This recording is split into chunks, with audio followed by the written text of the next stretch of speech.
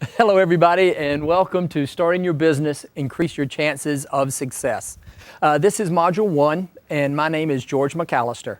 I am a Regional Center Director for the Small Business and Technology Development Center, otherwise known as the SBTDC. Today, we're going to learn how to make better informed decisions in creating a successful business. Throughout the presentation, I am going to be covering material in our Business Startup and Resource Guide. You can find this guide on our website. It's free of charge and you can download it at any time. It's not necessary to have this guide present while we're doing the discussion here. However, some people find it's useful to have it so they can take notes as we go forward. Of course, the choice is yours. As we go through the presentation, if anybody's got any questions, feel free to raise your hand and we'll address them. And we'll just keep this informal and make sure that answer any questions that y'all have. Today we're going to go over 3 things in this module. First, we're going to assess yourself as a potential business owner. Again, what does it take? Do you have the right stuff? Secondly, determine concept feasibility for your idea. And lastly, we're going to examine critical issues and make important decisions that relate to the startup phase of your business. Okay, let's get started. Personal characteristics. Now, most people do not have the skills, experience, and knowledge necessary to start a business. That is typically not the case. However, what you do need to know is what your skills and limitations are. That way you have the ability to hire folks that can fill in for what limitations you may have and boost up your team. So it's an awareness issue more than anything else. Are you self-disciplined and independent? Since you're going to be managing yourself, you have to make sure that everything you do goes towards the growth and development of the company. 2 things to be aware of. First of all, be careful of procrastination. Again, no one's supervising you. Secondly, make sure you stay focused. Very important to stay focused. You're going to get a lot of distractions coming your way. You've got to make sure you stay focused. Secondly, do you thoroughly plan projects from start to finish? A lot of people will start a project for the project of the week, project of the day. It never gets done and they move on to something else. Happens a lot. I had a client one time at a manufacturing facility, and he was always starting projects. He would think of them over the weekend, come in Monday morning, here's a project for the week. Problem was, they never got done. It was pulling the employees away from the day-to-day activities, which they hated because their work was piling up. Little was getting done in the company, and then after a while, the employees realized these projects don't mean anything because they never get completed. So therefore, they started not finishing the projects, did not get their work done, and the company started deteriorating. Luckily, with our help, we were able to sort of help him turn it around, but it was a lot of work that really didn't need to be done. Are you confident? Confidence is very important. Your employees want to make sure that their jobs are secure, the company has a long and bright future, and your confidence will support that fact. However, confidence does not mean being inflexible. You have to be flexible. The only constant is change in business, and you have to be aware of what's going on around you and be open to change the company and make whatever modifications need to be done in order to make sure that you're successful over the long term. Okay, next, personal demands of owning your own business. I cannot stress this a lot. This is very important. What happens to a lot of entrepreneurs is that they think everything's great, they're excited, they're pumped up, they're ready to get this business off the ground and running, and they think everybody around them feels the same way. Not always the case. Also, unlike what you hear in the media, starting a business does not mean you can work when you want to, work where you want to, and do what you want to do in your job. That is not the case when you're getting a business up and off the ground. It is long hours. You need to be prepared for those long hours. Secondly, can your finances handle uncertain income. In the media, you'll hear a lot of people talk about be a business owner and be wealthy overnight. It's not the case. You're going to find that you're going to need money to keep the business going until it reaches break even. And we don't really know exactly how much money that's going to be. You'll have projections to sort of give you guidance, but it's very tough to be totally accurate on that. Thirdly, is your family on board? Very, very important, because you need to make sure that your family is enthusiastic or understands the issues that are going to, you have to make sure that your family understands how this business startup is going to impact them. Be sure to ask for their thoughts. Discuss it with them. Don't discuss it with them once. Do it throughout the process. This is very, very important. You want to make sure your support group around you is supporting you. Very important. Anybody have any questions? What are some of the issues business owners encounter when starting out that they didn't anticipate? Very good question. I always ask business owners after they've been up and running for 6, 9, 12 months to share with me some of their experiences and some of the things that they have encountered that they didn't expect. And so I would say 2 things come up on a regular basis. The first one is things take longer to accomplish than anticipated. Things take a lot longer. They always say that, always. Second thing is it costs more than they anticipated, which you need to be careful of, because if you're starting a business and you determine it's going to take all your capital to start this business, be very careful, because more likely than not, it's going to take more money than you expect. So be careful. Good question. Let's talk about the business experience. Okay, do you have management experiences? Most people do not, and that's okay. You have a wealth of information from the perspective of an employee. Think back on any manager that you've had. What were the good and bad qualities? Have you ever said to yourself, if I were the manager, I would have done it this way? Okay? Now's your chance. You are. Be careful though. You've got to get this right. And what I find is that most business owners do not spend enough time developing their staff. Don't make the same mistakes. Reflect back on your work background and bring some of those interactions you've had and discussions you've had with managers to help you in the way you manage your folks. Very important. Secondly, are you familiar with the industry? I know this sounds obvious, but you'd be surprised the number of people who are not. This is something you have to research and make sure that you know what's going on in the industry.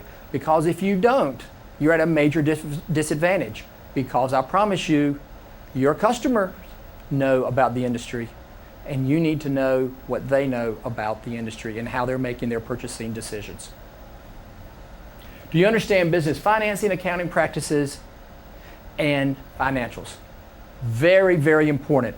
As I mentioned earlier, business financing, the chances are you're going to need to borrow money or get money from outside. More than likely, you're going to run out of money. That's okay. It happens with most businesses, but you need to be prepared to know the sources of funding.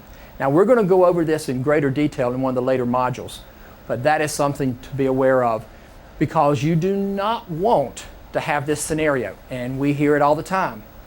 Get a phone call Monday, Tuesday, someone says, George, need your help. Sure, how can I help you? I need $20,000 to meet payroll this Friday. Little late to be looking for $20,000. And if I don't get the payroll, then my employees are going to get upset and half of them won't show up the next Monday. What do I do?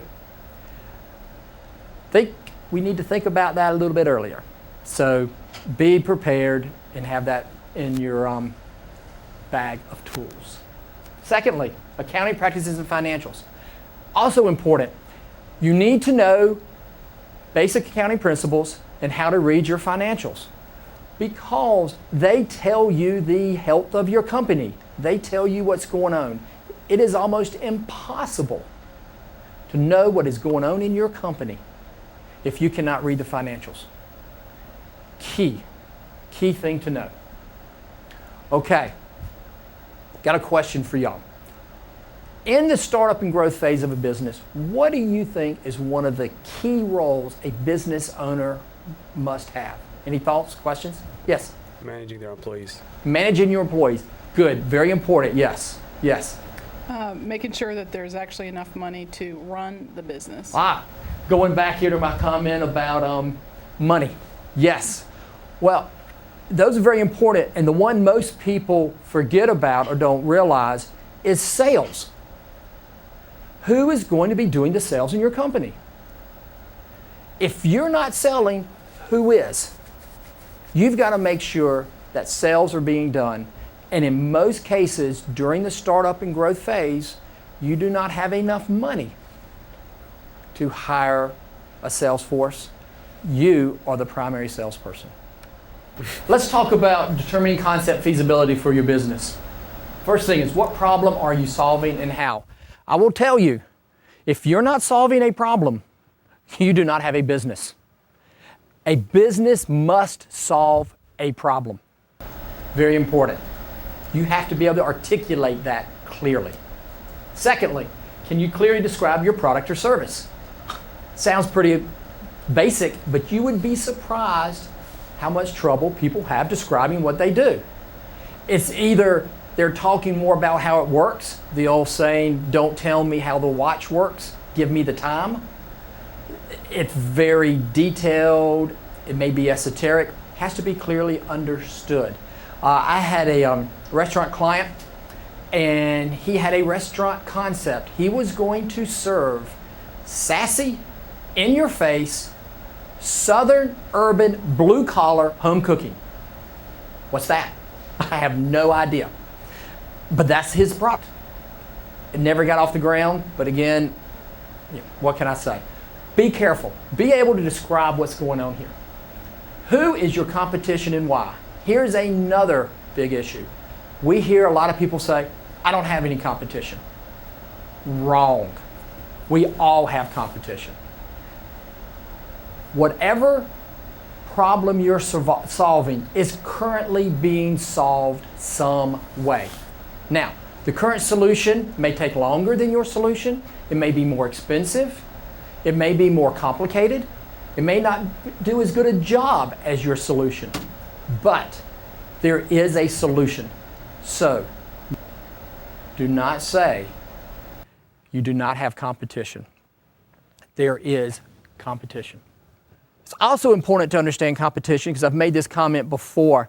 Your customers know your competition. They're shopping you on a regular basis, so you need to know what they know. Very important. Next, how are you going to compete? How are you going to compete with your competition? It doesn't have to be something big and glorious. Little things work. It can be something small.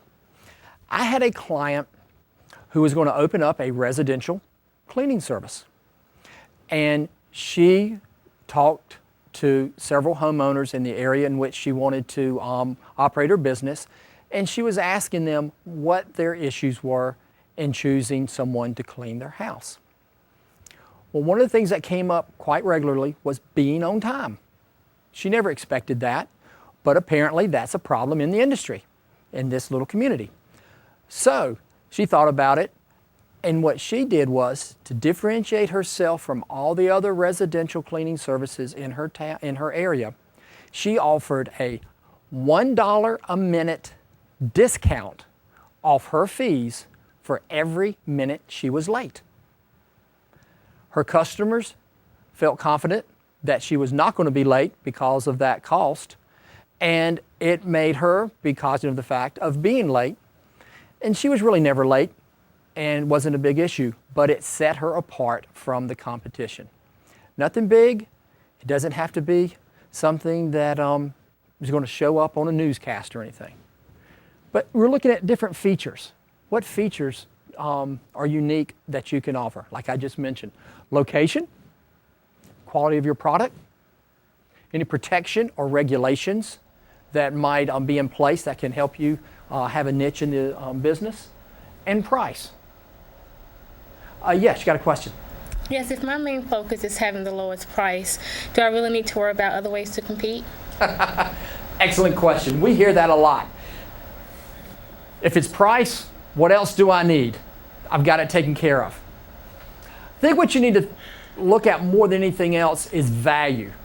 Let's look at the value I'm delivering. I'll give you an example. I had a client who manufactured vinyl replacement windows. He had the least expensive windows on the market. He was having a problem selling them. Why? He had the lowest price. Problem was, the homeowners were nervous because they were wondering how long these windows were going to last. Secondly, they were voicing a concern because they wondered if they were going to be very energy efficient. Okay. The installers who would install these windows did not like them because it took a significant amount of time to install the windows compared to other brands. So they were spending more time putting these windows in than other windows. So what happened to the homeowner, any savings in the windows that the homeowner saw was going into the additional labor to put them in. So therefore there was no advantage there. He had a major problem. We worked with him and helped him understand what was going on in the market, looking beyond his windows. He was just focusing on his windows and not what was happening to the windows, once the end user got a hold of them and how they were looking at them. Secondly is, think of it this way. If you were in the market for a parachute, would you buy the cheapest parachute? I don't know if I would either. So price is not always the answer. Yes, it's a component of this, but I think if you look at overall value of your product or service to the end user, to your customer, all of these things will be a factor that you want to analyze. Does that help? It does. Great. Lastly, what is going on in your industry and the overall economy? Basically, if the industry is having rough times and the economy is adversely affecting your business or industry, it is tough to move forward. That will tend to hold you back. So you have to be careful. How do you get all this information? One way is market research. But I will caution you, you're not going to find the answer to every one of your questions. You're going to have to guesstimate on a lot of this. And that's okay. That's normal. And once you've done all this research, you'll just step back and say, is there enough here for me to make a decision whether I need to move forward or not? But do not be upset about that. And secondly, don't research for the sake of research. Always ask the question, what am I going to do with this information? How is it going to help me? I had a client once who wanted to know how many cars were made in the United States each year. And I said, well, why? And he said, well, I'm manufacturing novelty items to hang from the rearview mirror of cars. I want to be able to know how many cars there are that I can sell to. Well, I don't know if that number was going to help him. I mean, if I said 1 million or 20 million, was it going to really make a difference in his decision? So always ask that question, how is it going to help? Two types of market research that you're going to be involved in. The first one is primary research, data gathered firsthand. This is where you're doing surveys, interviews, focus groups with potential customers to get their input, key leaders and folks in the industry, any suppliers, all this information of talking to folks about what it's going to take to succeed. Secondary research is data that's already been published. And you can see here is directories, encyclopedias, newspapers, magazines, market analysis, trade journals, and things like that. This is information already published that you can read to find out how other people are viewing your industry and the economy and what you're doing. Gather a lot of information. So This is the way to find the answers to the information we were just talking about.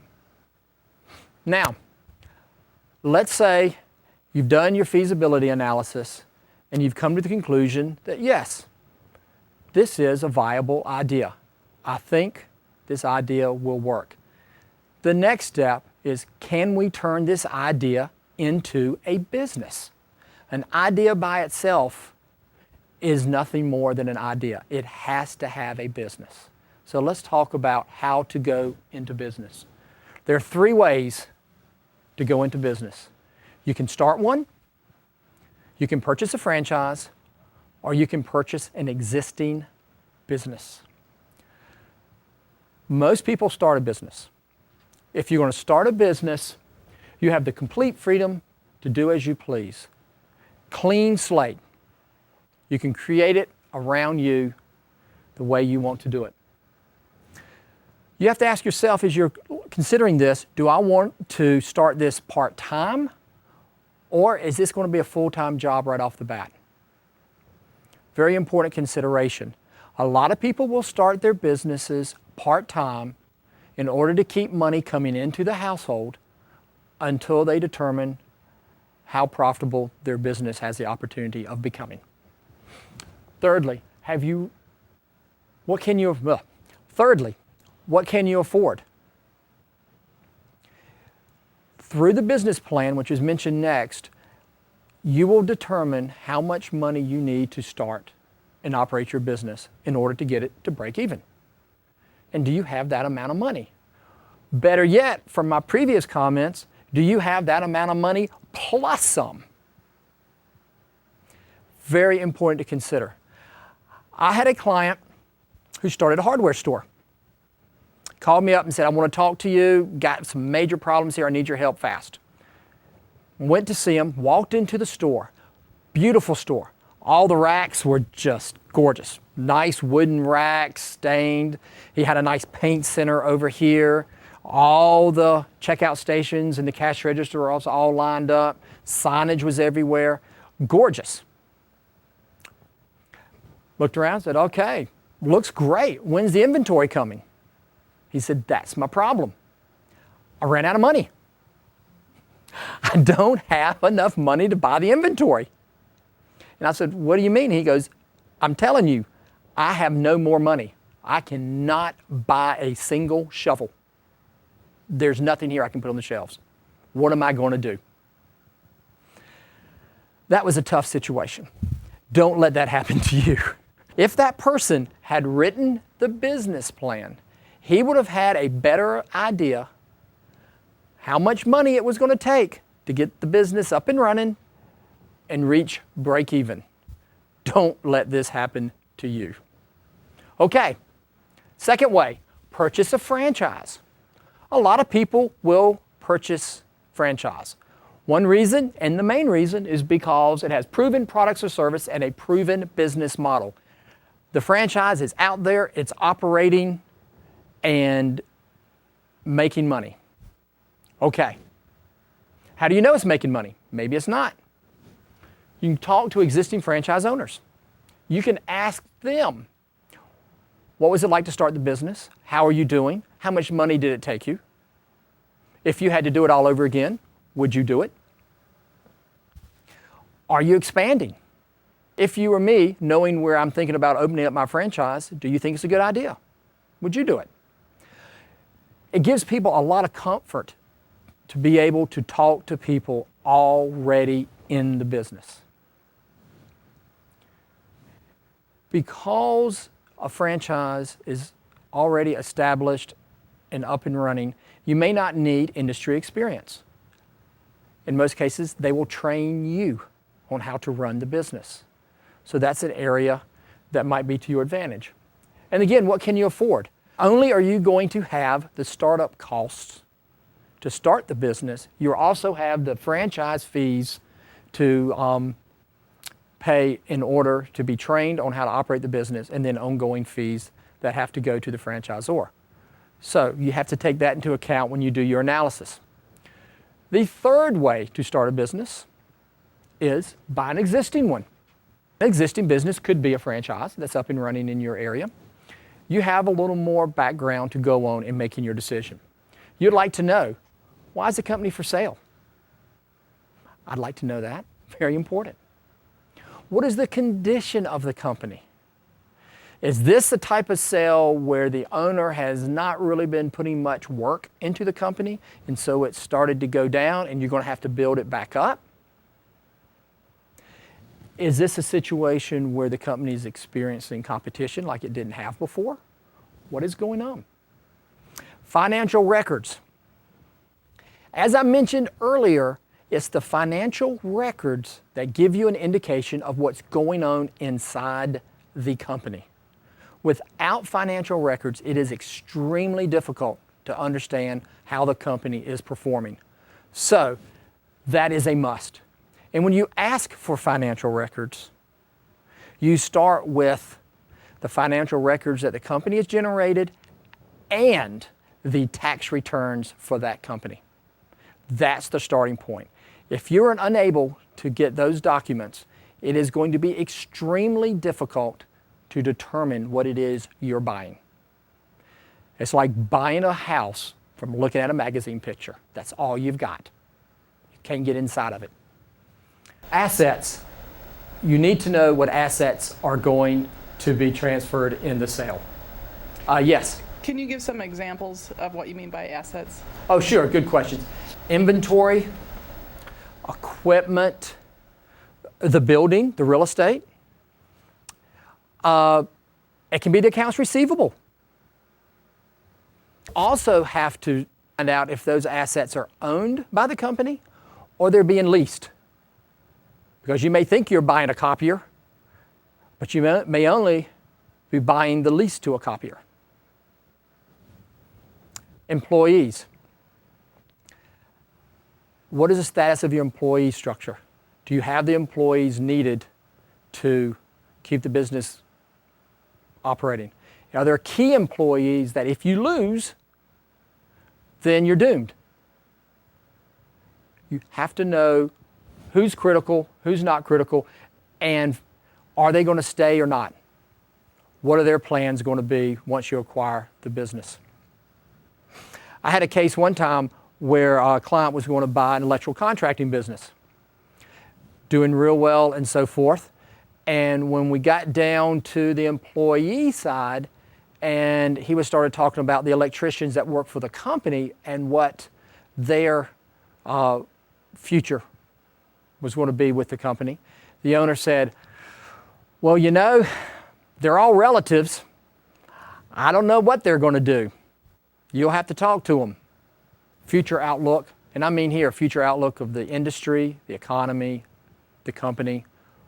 Is it going to be positioned to perform well? Okay. Through the due diligence that we just mentioned, you also have to ask the question, what can you afford? Notice how this question keeps coming up each time. Money is a key issue. You have the cost of the business. Okay? One thing to realize when someone tells you the price of a business, it is not the price. It's not like you're going into a store and the item is $19.95 and that's it. Business prices are negotiable. The price of a business from a purchaser's standpoint is based on how they are going to operate that business. For example, if I were going to buy an electrical contracting business, I would have one price in my mind that would work based on doing the projections and so forth. If another electrical contractor was going to acquire that business and merge them, that person would have a different price for the business based on the way they were going to operate the business. So don't think the price is the price. It is a starting point for negotiations. Well, the owner finance part of the business, it's called owner financing. With a lot of small businesses, owners will finance part of the business. In many cases, they have to because the buyer may not be able to get the bank financing or other financing necessary to acquire the business. So that is not an unusual situation, and you need to investigate that. How to find these businesses? Not really difficult. If you got business brokers, mergers and acquisition firms that you can contact, newspaper advertisements, contacts, CPAs, attorneys, lawyers, and so forth. Getting the word out in the community that you're looking for a business and the type of business you're looking for is what's required. Those are the 3 ways of getting into business. As you go through this process, realize there are people out there that can help you. This is not a process to be done in isolation. Do not go and bury yourself in a cubicle or somewhere and try to work this out. Seek guidance. Very important. 2 types of advisors that are out there. The informal, friends, family, other business owners, entrepreneurial organizations, and so forth. These are good sources of information. However, a major caution when going to talk to any of these folks. You have to realize that you're going to be asking people questions that you want to get honest, objective feedback. Okay, for a lot of these folks, you're not going to get it. Especially friends, family. It's not going to happen, or you have to be careful. Because when you ask a friend or a family member, do you think I have what it takes to run this business? Or any other sensitive type question. The first thing that person is going to do is consider your personal relationship with them. How is my response going to impact our personal relationship? You know, you see that on TV on these reality shows where you get somebody in front of stage and they're singing and the judges say that's the worst singing I've ever heard, and then they all break down because they said my friends, my relatives, everybody around me said I was the best singer out there. Same thing here. Be careful. Professional advisors, they're listed here, makes sense. You'll get more objective advice from these folks because they're not emotionally or personally engaged in the relationship with you. It is a pure business relationship. That's the end of Module 1. So where do we go from here? Feel free to download our Business Startup and Resource Guide. All of the material discussed today is in this publication. Also, don't forget to check our website for additional training and other resources that you will find helpful. If you would like to talk to one of our SBTDC counselors, addresses, phone numbers, email addresses are on the website. In a few days, we will email you a survey regarding this module. We appreciate your input. Good luck in your entrepreneurial endeavors.